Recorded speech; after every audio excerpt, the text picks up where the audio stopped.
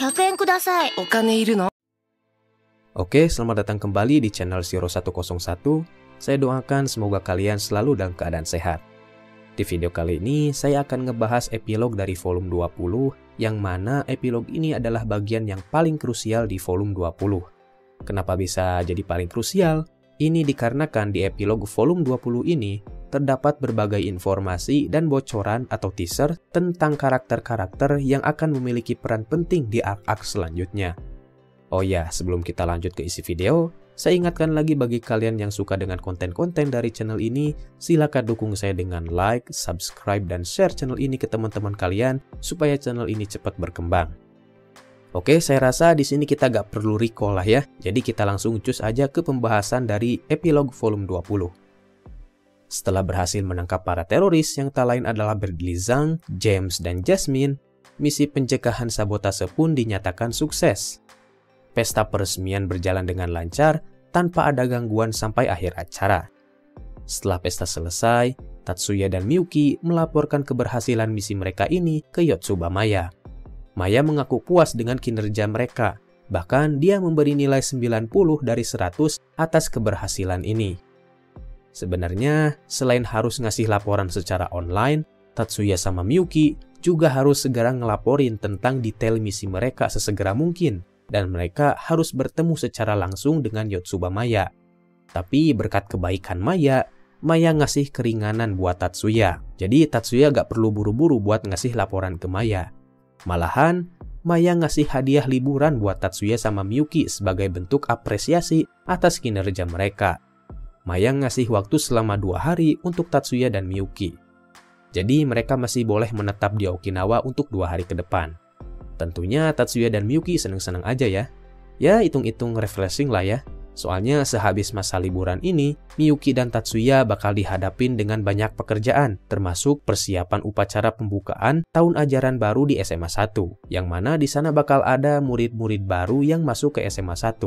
Jadi sebelum masa-masa sibuk itu tiba, Tatsuya, Miyuki, dan Minami lebih memilih untuk enjoy dulu. Di lain sisi, setelah misi penangkapan teroris selesai, Chen Xiangsan dan Lu Gangfu kembali pulang ke Aliansi Asia Raya. Mereka membawa pulang oleh-oleh berupa para teroris yang tak lain adalah Daniel Liu, Bradley Zhang, dan juga para anak buahnya. Sedangkan nasib si James dan Jasmine, mereka ditahan sama pihak Batalion Sihir 101. Chen dan Lu Gangfu pulang ke negara mereka lewat jalur laut menggunakan speedboat. Mereka berdua sangat senang dengan hasil dari misi mereka kali ini. Mereka berdua gak hanya berhasil nangkep para pemberontak, tapi mereka juga berhasil ngedapetin informasi penting perihal kekuatan dari militer Jepang. Lu Gangfu ngasih pendapat bahwa orang yang harus diwaspadain dari militer Jepang adalah Yanagi. Tapi Chen Xiangsan berpendapat lain. Dia berpendapat bahwa musuh paling berbahaya yang bakal mereka hadapi adalah klan Yotsuba. Chen Xiangsan nganggap bahwa skuad Kazama itu cuma musuh pembuka, sedangkan Tatsuya dia adalah musuh terbesar yang akan mereka hadapi. Dengan begini, permusuhan antara Aliansi Asia Raya dan pihak Jepang pun kembali dimulai. Sehari semenjak ditangkapnya para teroris, media massa mulai gencar memberitakan tentang kasus percobaan sabotase ini. Media mengabarkan bahwa pihak kemiliteran Jepang dan Aliansi Asia Raya telah berhasil menangkap para pemberontak yang melarikan diri dari Aliansi Asia Raya. Para pemberontak ini dicurigai akan melakukan aksi sabotase pada acara pesta peresmian Pulau Saikasin yang berlangsung pada tanggal 28 Maret tahun 2097. Gak sampai di situ, media juga nginformasiin bahwa aksi percobaan sabotase ini ternyata melibatkan tentara dari Australia juga. Nah, berita ini tuh menyebar dengan cepat ke seluruh dunia, termasuk ke si William McLeod yang saat itu sedang ada di Britania. Orang-orang di pemerintahan Britania saat itu lagi benar-benar panas dan gelisah, karena mereka tahu bahwa tentara yang ditangkap oleh pihak Jepang itu adalah si James dan Jasmine yang merupakan kaki tangan William McLeod. Kalau sampai dunia tahu bahwa Jasmine dan James itu adalah kaki tangan si William McLeod, Britania akan menjadi sasaran kecaman dunia karena mereka tahu otak atau dalang di balik sabotase itu adalah si William McLeod dari Britania. Untungnya, media nggak mengetahui bahwa dalang di balik rencana sabotase itu adalah si William McLeod, sang penyihir strategis dari Britania. Sehingga posisi Britania di mata dunia masih aman-aman aja. Para pejabat tinggi Britania sebenarnya ingin protes ke si William McLeod atas tindakan gegabahnya yang bisa mengancam kedaulatan Britania. Tapi mengingat mereka sangat bergantung pada kekuatan William, para pejabat ini pun segan dan hanya bisa ngomong di belakang si William McLeod. Nah, anehnya, meskipun si William McLeod ini sedang dalam keadaan sulit, dia masih tampak tenang-tenang aja gitu, seolah-olah dia udah tahu bahwa penangkapan James dan Jasmine itu bakalan terjadi. Saat William sedang berada di Whitehall, dia pergi menuju sebuah ruangan rahasia yang mana ruangan itu adalah ruangan pribadinya. Ruangan rahasia milik William ini dilengkapi dengan teknologi paling mutakhir, baik itu dari segi keamanan maupun segi fasilitas seperti komunikasi dan lain sebagainya. Setelah dia memasuki ruangan dan mengunci pintu, William McLeod langsung menghubungi seseorang. Dia menghubungi seseorang bernama Edward Clark, yang tak lain adalah ayah dari salah seorang Seven Sage, yaitu si Raymond Clark. Edward Clark ini merupakan seorang ilmuwan dari Akademi Sains Nasional USNA. Dia adalah seorang profesor di bidang sistem informasi berskala besar. Ringkasnya, kedua orang ini membicarakan perihal sebuah rencana yang bernama Trojan Horse. Sebagian dari kalian mungkin udah tahu ya tentang kisah perang Troya, yang mana kuda Troya atau Trojan Horse ini menjadi pembeda pada kisah perang dari Yunani tersebut. Nah, rencana Trojan Horse ini terinspirasi dari situ. Rencana Trojan Horse ini dibuat oleh William dan Edward dengan maksud untuk mengetahui segala kerahasiaan milik klan Yotsuba dengan cara menyusupkan Jasmine ke dalam internal klan Yotsuba. Saat ini Jasmine emang sedang ditahan di Batalion Sihir 101. Tapi William dan Edward yakin bahwa cepat atau lambat, klan Yotsuba pasti akan tertarik dengan Jasmine, dan klan Yotsuba akan melakukan penelitian terhadapnya. Terus di sini disebutin juga bahwa Jasmine itu adalah bagian dari sebuah series penyihir modifikasi yang bernama Brothers Williams. Para penyihir modifikasi dari series Brothers Williams ini memiliki kemampuan untuk bertelepati satu sama lain. Plus gelombang telepati yang dihasilkan oleh penyihir dari Brothers William ini tidak mudah dilacak oleh musuh. Jadi mereka ini sangat cocok digunakan untuk mencari dan mencuri informasi. Jadi kalau sampai klan Yotsuba mengambil si Jasmine, nanti si Jasmine ini bakal ngebocorin segala informasi tentang klan Yotsuba lewat telepati. Parahnya lagi, kalau sampai si Jasmine ini dijadiin bahan penelitian sama klan Yotsuba, udah deh. Segala teknik-teknik rahasia yang dilihat sama Jasmine pas lagi dijadiin bahan penelitian bakal kebongkar semua. So, dari sini kita mulai sadar bahwa segala keributan, rencana sabotase, dan drama-drama yang udah kita alamin di volume 20 ini ternyata hanya untuk melancarkan rencana Trojan Horse ini. What the hell? Ini benar-benar konspirasi tingkat tinggi. Di lain sisi, 2 hari setelah tertangkapnya para teroris, Yotsuba Maya diundang oleh Todo Aoba untuk mendatangi kediamannya. Biasanya, Todo Aoba ini jarang banget manggil Maya ya. Tapi sekalinya dia manggil Maya, berarti ada sesuatu yang darurat banget sampai-sampai Maya harus ketemu langsung sama Aoba.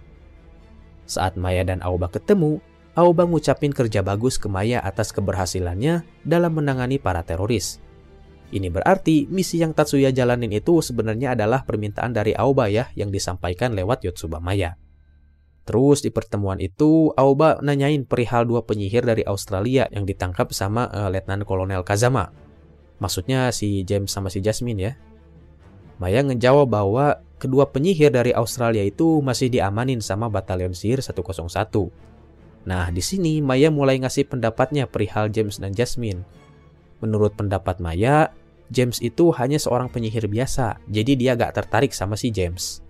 Akan tetapi, saat Maya ngasih pendapat tentang Jasmine, dia bilang bahwa Jasmine itu adalah sebuah sampel atau spesimen yang menarik untuk diteliti. Jadi di sini Maya benar-benar tertarik buat ngebawa Jasmine ke dalam klan Yotsuba untuk diteliti. Jadi tebakan si William sama si Edward ini ternyata benar. Nah, tapi setelah mendengar penjelasan Maya, Aoba ngasih peringatan ke Maya untuk tidak membawa Jasmine ke jantung klan Yotsuba. Atau dalam artian lain, Maya jangan sampai gegabah ngebawa Jasmine ke tempat-tempat penting milik klan Yotsuba. Aoba ngasih perumpamaan bahwa Jasmine itu adalah sebuah telinga. Maya langsung paham tuh maksud dari kata telinga yang diomongin sama Aoba. telinga yang dimaksud Aoba itu adalah si Jasmine ini punya kemampuan untuk menjadi intel atau mata-mata yang bisa mencuri informasi penting meski dia dalam keadaan ditahan sekalipun. Maya di sini sama sekali gak ngeraguin omongan Aoba ya, dan dia langsung matuhi perintah Aoba untuk tidak membawa Jasmine ke dalam jantung klan Yotsuba. Maya juga di sini gak kepo gitu, seperti nanya-nanya gitu, dari mana Aoba tahu Jasmine itu adalah sebuah telinga? Apa maksudnya telinga gitu? Dia gak kepo gitu. Maya pokoknya langsung patuh dan mengiyakan perintah Aoba. Nah, di volume 20 ini kita mulai dikasih informasi lebih nih tentang si Todo Aoba yang merupakan orang yang menjadi sponsor utama klan Yotsuba. Di Jepang, Aoba ini memiliki pengaruh besar baik di sektor bisnis maupun politik. Orang-orang sering manggil Aoba ini dengan panggilan His Highness Priest Aoba atau Yang Mulia Pendeta Aoba. Sebenarnya, klan Yotsuba ini masih bisa berdikari gitu atau mandiri lah meskipun tanpa bantuan sponsorship dari Todo Aoba. Ini berarti hubungan antara klan Yotsuba dengan Todo Aoba ini bukan sekedar hanya karena uang gitu. Terus kenapa dong klan Yotsuba bisa punya hubungan dekat sama Todo Aoba? Nah, singkatnya, Laboratorium 4 yang merupakan tempat penelitian sihir klan Yotsuba dulunya itu adalah milik Todo Aoba. Tapi karena dulu orang-orang dari Todo Aoba dibasmi oleh para tentara, Lab 4 ini sempat jatuh ke tangan para tentara untuk beberapa saat. Tapi beberapa tahun kemudian, Lab 4 yang dikuasai oleh para tentara itu berhasil direbut oleh klan Yotsuba. Nah, mungkin dari sini, Aoba nganggap bahwa klan Yotsuba itu adalah klan yang udah ngebalasin dendamnya ke tentara-tentara yang dulu udah ngerebut Lab 4 darinya. Jadi hubungan antara Aoba dengan Yotsuba itu pure hubungan pertemanan, bukan atasan atau bawahan ya. Terus di volume 20 ini sebenarnya masih belum dijelasin tentang siapa identitas para tentara yang udah ngerebut Lab 4 dari Aoba. Bisa aja itu tentara-tentara dari luar Jepang atau bahkan tentara-tentara dari Jepang sendiri. Ya mungkin aja kita bakal tahu nanti di volume-volume ke depan. Jadi gak usah buru-buru, cukup ikuti flow alur cerita Mahoka ini dengan santai, supaya sayanya juga gak ikut pusing. Oh iya, by the way, tadi saya lupa ya. Pas Tatsuya ngasih laporan perihal kesuksesan misinya, Tatsuya juga ngelaporin tentang sihir barunya yaitu Gatekeeper ke Yotsuba Maya. Maya sangat tertarik sama sihir baru Tatsuya ini. Terlebih lagi, Tatsuya bilang bahwa kalau nantinya teknik Gatekeeper ini udah sepenuhnya sempurna, teknik Gatekeeper ini bakal bisa dipelajari oleh siapapun selain Tatsuya.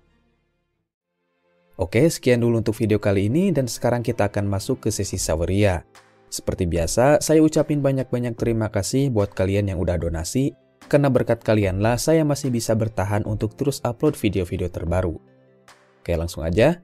Yang pertama ada dari Isnain, buat beli kopi kan? By the way, maaf mau tanya yang berbau spoiler, bedanya Niflheim sama Glacial Age apa ya? Apa cuma jangkauannya aja kah?